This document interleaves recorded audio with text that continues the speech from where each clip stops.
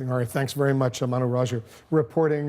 Joining us now, the former CIA covert operations officer, Valerie Plame, who became America's most famous spy, shall we say, when her cover was blown by the Bush administration, by Bush administration officials, I should say. Valerie, thanks so much for joining us.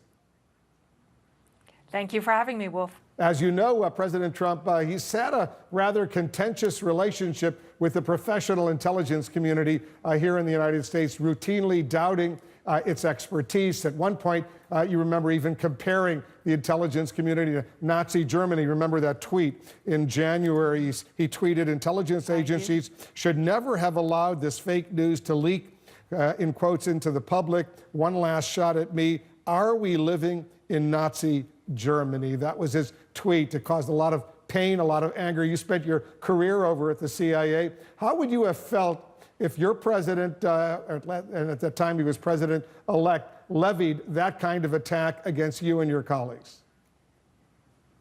Oh, I was appalled when I heard it, and I know many of my former colleagues felt the same way. It is never good when there's daylight between the intelligence community and the president.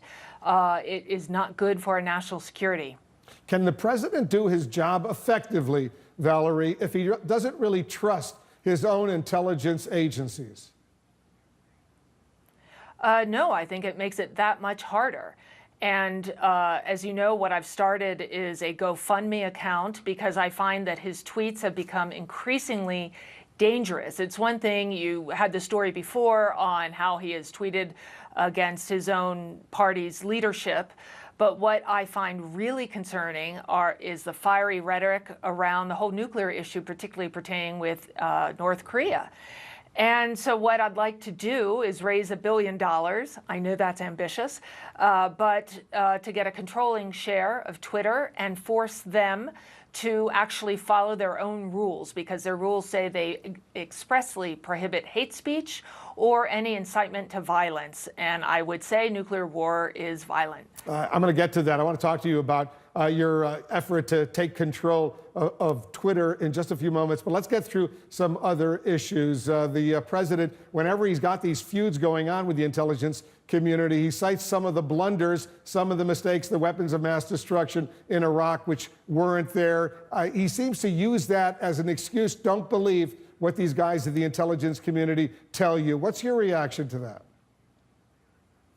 I think that he has bought into this whole notion that there's this vast, deep state that is working against him. It's true that there have been many, many resignations throughout the administration in the intelligence world as well. They felt that they simply could not support whatever his chaotic policies are at the moment. Again, it undermines our national security. This is not good. Our friends and enemies alike know that we are in complete chaos. There's no strategy. And this is not good. If he cannot feel that if there is not a fundamental trust between the intelligence community and the White House, then that's bad news. Following President Trump's speech this week in Phoenix, Arizona, the former director of national intelligence, James Clapper, expressed his doubts about the president's fitness for the job. Do you share those concerns? I do.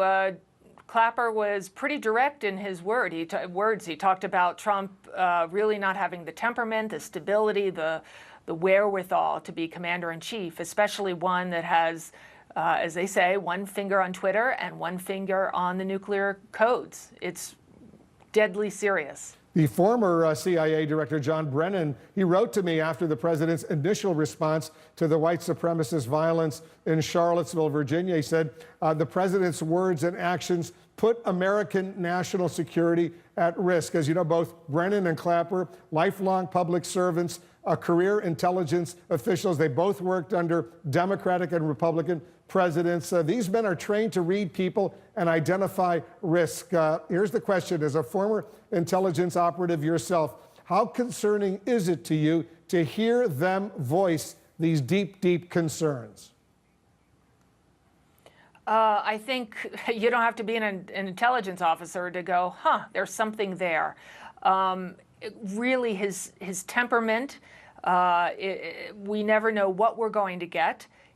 Whether however you feel about him, I think most people would agree that he is impulsive and he's reckless, and particularly with regard to the whole nuclear issue. He knows very little about it, and I'm very concerned about his casual use of Twitter and just his statements on on something that could be truly so catastrophic. But what do you think of the individuals he's placed in those key intelligence community positions, like Mike Pompeo, the new CIA director, Dan Coats, the director of national intelligence, Secretary Mattis over at the Defense Department, General McMaster, his national security advisor, John Kelly, his White House chief of staff? Do you have confidence in them? I would say this. I know that my former colleagues are not particularly happy with Pompeo. And just as a citizen, I'm disturbed to see so many men within the administration that are in the military. We have a wonderful tradition in this country that the military is always supposed to be subservient to civilian command. And we see a lot of stars and bars at all those cabinet meetings. The president really relies on those retired generals. You've been back in the news, as you pointed out this week, launching an effort to actually buy Twitter, the president's favorite social media platform. You set up the GoFundMe page, which says, among other things, let's hashtag buy Twitter and delete Trump's account before he starts a nuclear war with it. Tell us more why you started this campaign, and is it really realistic? Well, I think the best way to put it, that Trump has weaponized Twitter. I think just last week, John Oliver said, who would imagine when Twitter was invented that we'd be on the brink of nuclear Armageddon? And everyone kind of laughs at that. But people who really follow this, and as you know, this is what I used to do in my old job at the CIA, we know that this is deadly serious. Kim Jong-un, the leader of North Korea, is very impulsive. The last thing we want to do is heat up this rhetoric until we move into something that is sort of moves inexorably toward nuclear war. We don't want to stumble into nuclear war. So far, Valerie, you've only raised, maybe close to $50,000 toward your goal of $1 billion. Here's the question. Are you just trying to send a message? Is this really a serious effort? Because I'm just curious. Yeah, well, $1 billion is really ambitious, and I've just learned today that's only going to buy like an eighth of the controlling share of Twitter, so it's a highly valued company. The point is, I want to shine a spotlight on showing how dangerous Trump and his Twitter button can be. And it also, I hope, gives people the sense that they don't just have to stand by when, through his ever-escalating tweets, undermines our national security. So, and I have to make a very valid point here that I do not financially benefit from any of this money. Any of the money, to the last penny, will go to Global Zero, an organization I've been involved with for a long time. They are leading the resistance against nuclear war and ultimately the elimination of nuclear weapons. So if you don't get enough money to buy Twitter, the money will go to that cause. Let me get your thoughts, Valerie, on that Trump Tower meeting last June, between Donald Trump Jr., Paul Manafort, Jared Kushner, and a Russian lawyer. When you heard about that meeting, and you're a former CIA clandestine officer, what was your reaction? What I think across the board is that it was really strange that candidate Trump, even before he had the nomination, that so many within his organization, his lieutenants, his compatriots, were reaching out to Russians rather than really focusing on trying to make sure they had the nomination and what the campaign would look like. It is more than a coincidence. There are so many instances of contacts, outreach to Russians. And like many Americans, I'm relying upon Robert Mueller and his crackerjack team to really get to the bottom of this and see what is there. It's head-scratching and concerning. So what do you suspect as far as these meetings are concerned? We don't know. The public does not know yet if this is collaboration, cooperation.